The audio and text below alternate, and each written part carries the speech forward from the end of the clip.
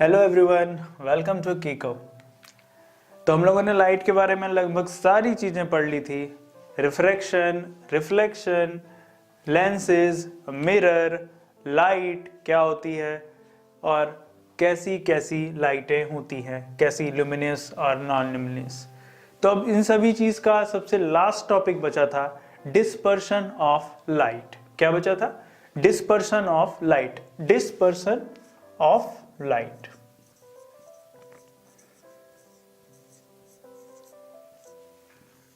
Dispersion of light. तो dispersion क्या होता है, डिस्पर्शन ऑफ लाइट क्या होता है, ये चीज हम लोग इस वाले पार्ट में समझेंगे। तो क्या होता है, एक प्रिज्म लेते हैं हम। प्रिज्म क्या होता है? एक ट्रांसपेरेंट ऑब्जेक्ट होता है। ट्रांसपेरेंट ऑब्जेक्ट होता है। तो क्या होता है, जब व्हाइट लाइट, जब कोई भी व्हाइट लाइट अगर हम यहां से व्हाइट लाइट को इंसिडेंट कराते हैं किसी भी पॉइंट पे प्रिज्म पे, तो वो क्या होगा? रिफ्लेक्ट होगा या रिफ्रैक्ट होगा? अंदर जा रहा है तो क्या होगा? रिफ्रैक्ट होगा। Very good. क्योंकि अगर उसी मीडियम में होता तो रिफ्लेक्शन होता है, अंदर गए तो रिफ्रैक्टेड, रिफ्रैक्शन हो गया। ठीक है, वेरी गुड, समझ रहे हो? तो ये हो गया इंसिडेंट रे, रिफ्रैक्ट हुआ और फिर यहां पे आके 7 कलर्स में टूट गया, 7 कलर्स में डिस्पर्स्ड हो गया। इसीलिए हम इसको बोलते हैं डिस्पर्सन ऑफ लाइट। किस तरह से ये डिस्पर्स होता है? तो ये जो व्हाइट लाइट है वो 7 कलर्स में डिस्पर्स्ड होता है बिकॉज ऑफ प्रिज्म। तो हम क्या कह सकते हैं, अगर हम किसी चीज को तोड़ते हैं तो वो 7 तरह से बना, यानी वो 7 चीजों से मिलके वो चीज बना था। जैसे हमारी बॉडी क्या है, 5 चीजों से मिलके बनी है।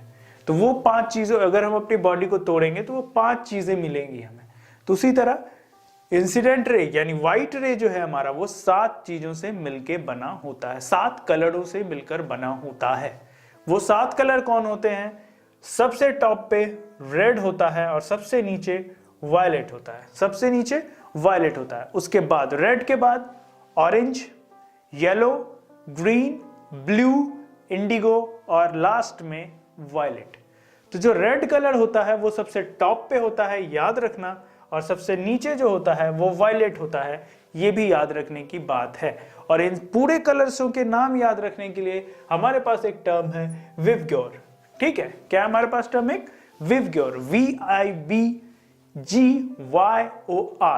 ठीक है, VIVGYOR। तो ये याद रखना है विवग्योर। ये होता है वायलेट, जैसा कि हम लोग पता है, और ये लास्ट वाला रेड होता है, और बीच में Indigo, blue, green, yellow, orange. Got it? तो ये था हमारा डिस्पर्सन ऑफ लाइट। ये जो है ये एंगल ऑफ प्रिज्म है, ये एंगल ऑफ इंसिडेंट है, एंगल ऑफ इंसिडेंट रे। ठीक है, इंसिडेंट रे का एंगल है। यहां से 7 कलर निकले। ये हमारा एक सरफेस ले लिया हम लोगों ने, कोई भी सरफेस ले लिया जहां पे हमें ये 7 कलर्स साफ साफ दिख रहे हैं, विवग्योर। अब आते हैं, हमने पिछली क्लास में बताया था कि हम सबसे इंपॉर्टेंट टॉपिक रेनबो के बारे में पढ़ने वाले। रेनबो कैसे बनता है? अच्छा ये बताओ, क्या बारिश के बिना रेनबो बनता है? नहीं बन सकता है। कहीं कहीं पे बन सकता है अगर नमी हुई तो। ठीक है, तो रेनबो जब भी बनता है बारिश के बाद, बारिश के बाद बनता है। क्योंकि देखो, जब बारिश होती है तो क्या होता है, तुम कभी बारिश खत्म होने के बाद बाहर निकलने की कोशिश कर रहे हो?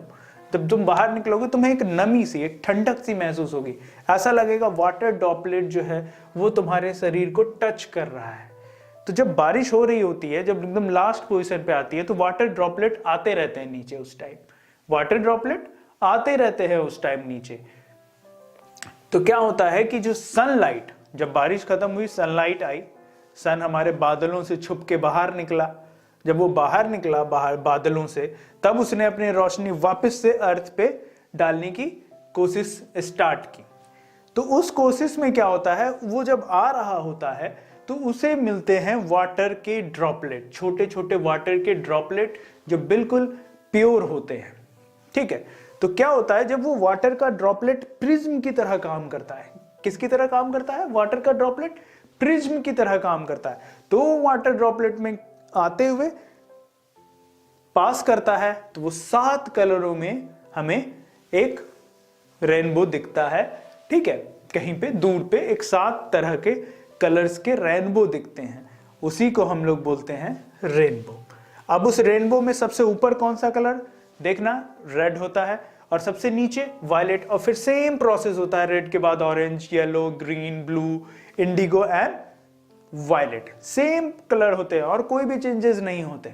अब तुम्हारे पास सवाल होगा कि बार बार तो हम रेनबो नहीं देखते, हर जगह रेनबो नहीं दिखता, बहुत सारी प्रॉब्लम्स आ गई है दोस्तों रेनबो नहीं बनने के कारण। Pollution is one of the best reason जिसके कारण रेनबो नहीं पहुंचता है, क्योंकि जो हमारा वाटर ड्रॉपलेट है उसमें बहुत सारे पॉल्यूटेड सब्सटेंस आ गए हैं, जिसके कारण हमारा रेनबो बनना मुश्किल हो गया है थोड़ा सा, क्योंकि हमें पॉल्यूशन पे भी ध्यान देना चाहिए। खैर, तो ये था हमारा रेनबो। रेनबो क्या होता है, किस तरह से रेनबो फॉर्म होता है और किस तरह से वो रेनबो हमें दिखता है। तो ये हमारा था रेनबो के बारे में, हम लोगों ने पूरी तरह से अच्छे से डिस्कस किया है। ठीक है, अब ये जो 7 तरह के 7 कलर्स निकले हैं, ये जो 7 तरह से 7 कलर निकले हैं, वो कैसे निकले हैं? व्हाइट लाइट रिफ्रैक्ट हुआ और 7 कलर्स हमें मिल गए। ठीक है, अब अगर इसी 7 कलर्स को हमें मिला के क्या बनाए व्हाइट, तो क्या बन सकता है? क्या लगता है, बनेगा? मैं एग्जांपल देता हूं कि बनेगा कि नहीं बनेगा, ये आप लोग डिसाइड करना। एक मोटर है, ठीक है, एक मोटर ले लो जो बहुत तेज चलता है, उसमें एक डिस्क सेट करो जिसमें वो 7 कलर तुम पेंट कर दो। ठीक है, इक्वल अमाउंट ऑफ एरियाज में 7 कलर पेंट कर दो।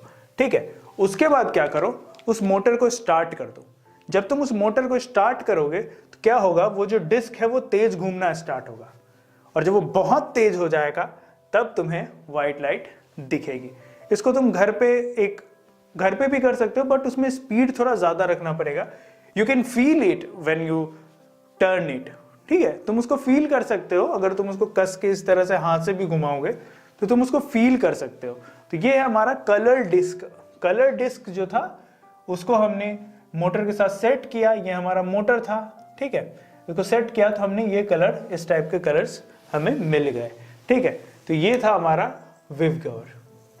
ठीक है, ये हमारा रेनबो था।